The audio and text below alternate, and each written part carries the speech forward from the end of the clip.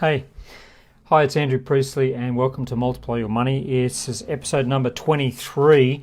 I was just outside and it started to rain, so I've come back inside and restarted. So if you were just watching it and just ended, we're back again, okay? We're back again. So I've been talking gradually about this book called The Money Chimp, spend less, save more, get out of debt faster. And I've been working my way through that, bit by bit. Instead of just reading it, I'm just talking about different sections. And so far what we've talked about is we've talked about a barrel of monkeys, we've talked about young people, 18 to 25, young professionals. And somebody asked me the other day, they sent me an email and they said, why are you doing this, Andrew? Because, it's not like you have to. It's not even you're a business coach and yet you're talking about like money. Isn't it the job of an accountant or an IFA? Well, if an accountant and an IFA is running a podcast, a Facebook Live conversation like this, by all means, navigate out to them. They're probably better qualified than me. But the Money Chimp's been in and out of the top 20 money books since 2016. There's Archie. Hey, mate, back again. But the reason I'm doing it is because as a business coach, I meet so many people who are terrible with money. Their relationship with money is just woeful, right? And so I wrote the book to help those people, and for whatever reason, it took off. The book is selling worldwide. I get emails every day from people saying how much this book has changed their life. And these are typically young professionals. So, 18 to 28s, okay? And we know, my bank tell us that financial literacy in the UK, for example, they estimate that 90% of Brits have next to zero financial literacy, right? And we know that Brits currently owe 72.5 billion on credit card debt, and young professionals owe 9.7 billion on credit cards. Okay, and on average, they're spending 130% of their weekly wage. So if they earned £100, they're spending 130, and so the extra of their disposable income, and that money's put on credit cards. Okay, so the idea is to spend less, save more, get out of debt faster, particularly credit card debt. So I talked about spend less than you earn. Plan for the future and make money, make more money. And I gave you a couple of great tips in the last couple of videos. I told you about buying lottery tickets. I think that's a fabulous plan, don't you? Just to make a lot of money. Buy a lottery ticket. Not. The odds are pretty slim. But people ask me, okay, well, how can I make money? So let's just go through a couple of ideas. Let's say that you're an employee in a business, right? So there's a couple of things you can do. Number one is you can work longer hours. You can ask to do shifts that pay better. You can go in and renegotiate your salary if you believe you're adding value, right? But some people say, well, there is nowhere to go with my salary, so you could look around for another job that pays better. Right, in the same field but pays better. Just be careful here, because I know I was talking to someone the other day who they left a good job because they were going to be paid £1.26 extra per hour. Now over a year, I guess that adds up, but they jumped ship for £1.26 an hour. Okay, so just be careful, because what happened was while they had a pay rise, their tax also went up. In fact, it actually cancelled out the advantage of getting that extra income. Okay, so just be very, very careful when you do something like that. Just make sure you are actually going to come out on the bad thing. But then the problem is, right, you earn extra money, and we just know that most people, if they earn extra money, they spend more. So the idea is to work out, well, what do I spend?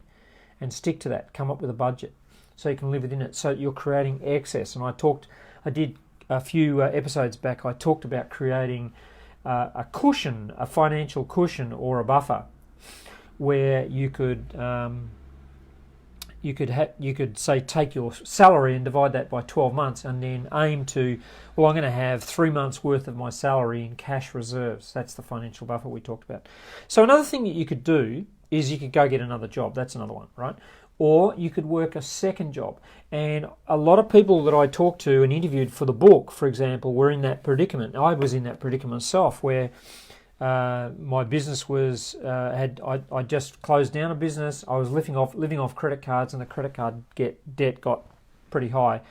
So I was doing a second and even a third part-time work. Right, I had 2 part-time little side hustles on the side there.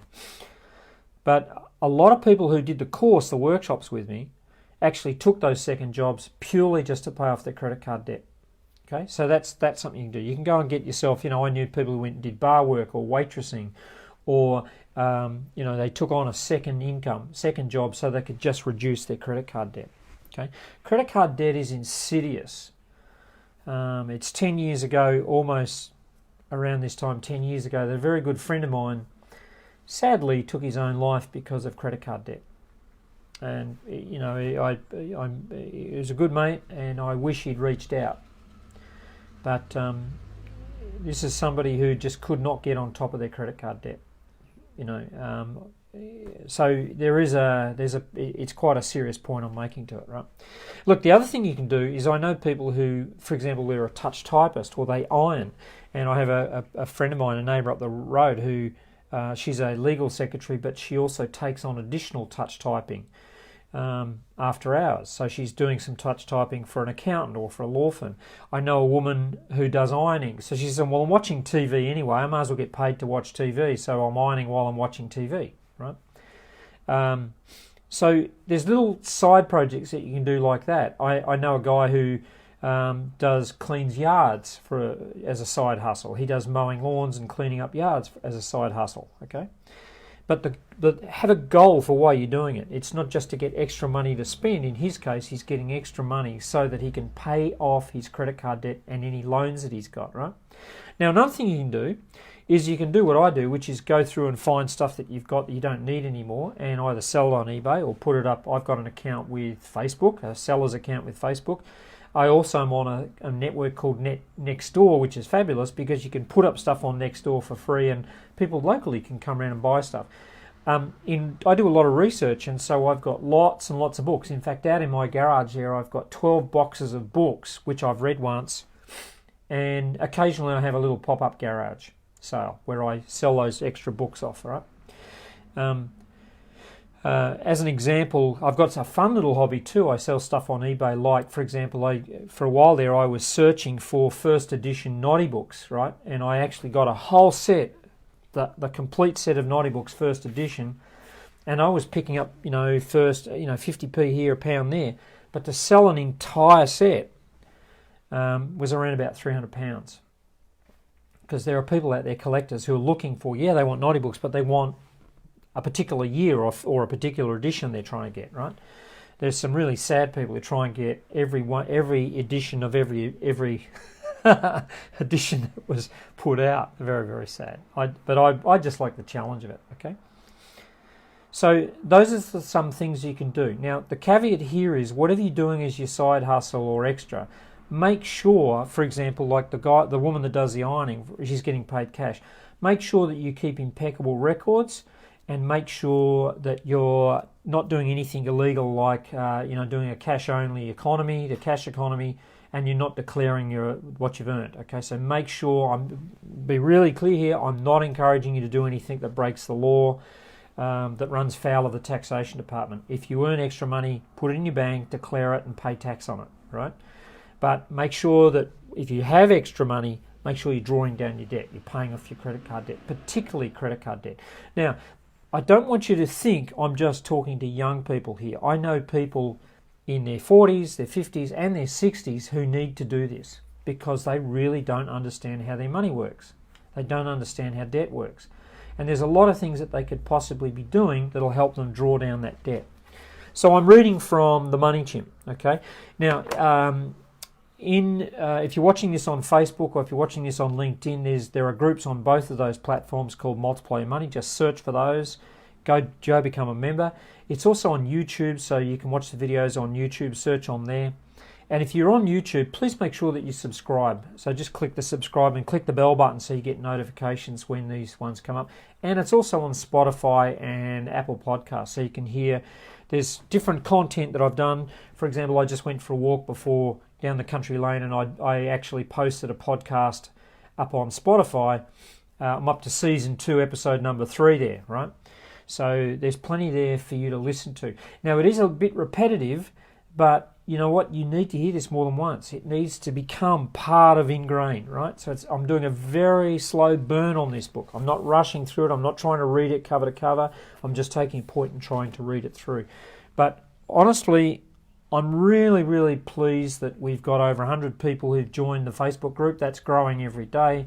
And if you are in the group, please invite more people to come on board, because more people need to see this. And again, I'm getting emails from all around the world from people who've said just how much Multiply Your Money is changing their life and how much this little book is changing your life. Now, one last thing, if you want to do a little side business, make sure that you grab the book Starting. That's my other book I wrote, which is about how to start a business, whether it's a full-time or a side hustle. That's a great little book. That's on Amazon as well. Okay?